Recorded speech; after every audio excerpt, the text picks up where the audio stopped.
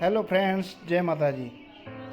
તો આજે હું તમને કચ્છની એવી એક અનમોલ વિરાસત બતાવવા જઈ રહ્યો છું જે આજે બહુ ઓછા ઘરોમાં જોવા મળે છે અને લગભગ 50-60 વર્ષ જૂની આ રેકડું આજે પણ અમારા પરિવાર પાસે સાચવેલું છે. આ રેકડું મજબૂત શીશમના લાકડામાંથી બનેલું છે અને એને તેના પર કરવામાં આવેલી પિત્તળની સુંદર નકશી આજે પણ તેની શાન વધારે છે. વર્ષો સુધી આ રેકડું એમ જ પડ્યું હતું. પછી મેં વિચાર્યું કે આપણી વિરાસત છે તો તેને ફરી જીવંત બનાવીએ. સારી રીતે સાફ કર્યું અને એરંડાનું તેલ લઈ તેના ઉપર તેલ લગાવ્યું અને જે એની જૂની ચમક હતી તેને પાછો લાવવાનો પ્રયત્ન કર્યો મેં. પણ આ રેકડાની સૌથી ખાસ વાત હવે આવે છે કે આ છે તેની સાંગી લગાડ્યા પછી આખા રેકડાનો દેખાવ બદલાઈ જાય છે. ઉપર પડદો, દોરીથી બાંધવાની બનાવટ અને સુંદર બેસવાની વ્યવસ્થા એ સમયના લોકોની સમજ અને કામગીરીનું સુંદર ઉદાહરણ છે. જૂના જમાનામાં ભલે ટેકનોલોજી નથી, પણ તેમના હાથમાં એટલો જાદુ હતો કે તેઓ બધી નકશી એક જેવી અને સુંદર બનાવતા. ને રેંકડામાં એટલું સુંદર કામ કર્યું છે ને ઝીણી વસ્તુઓ આપણે જે હમણાંના ટાઈમમાં મશીનરીથી બને ત્યારે બધું એ હાથથી કરતા ને એટલી સુંદર ડિઝાઇન બનાવી છે જે વખાણ લાયક છે. આજે અમે સાંગી તૈયાર કરી અને બાળકોને અંદર બેસાડ્યા. આખું રેકડું તૈયાર થઈ ગયું ત્યારે એવું લાગ્યું કે જાણે જૂનો સમય જીવંત થઈ ગયો અને જે મનમાં જે ખુશી હતી એ અપાર.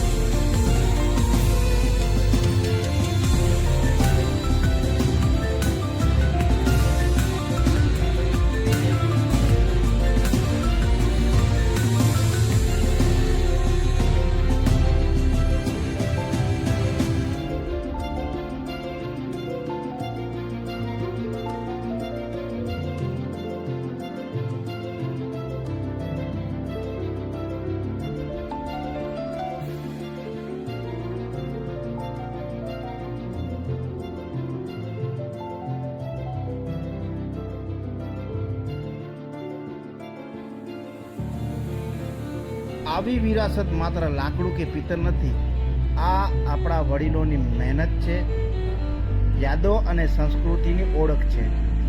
આવી વસ્તુઓ સાચવવી એ આપણી ફરજ બની છે. હવે તમને એક જરૂર કહેવી છે કે આખા રેકડામાં તમને સૌથી વધારે શું ગમ્યું? શીશમનું લાકડું, પિત્તળની નકશી કે પછી સાંગીનો સુંદર દેખાવ? તો આનો જવાબ મને કમેન્ટમાં જરૂર બતાવજો. જો તમને આ ગામડાની ખેતી અને આવી અનમોલ વિરાસતનો વિડીયો ગમતો હોય તો ચેનલને સબસ્ક્રાઈબ કરજો અને ફરી મળીએ નવા વિડીયોમાં. આભાર. જય માતાજી.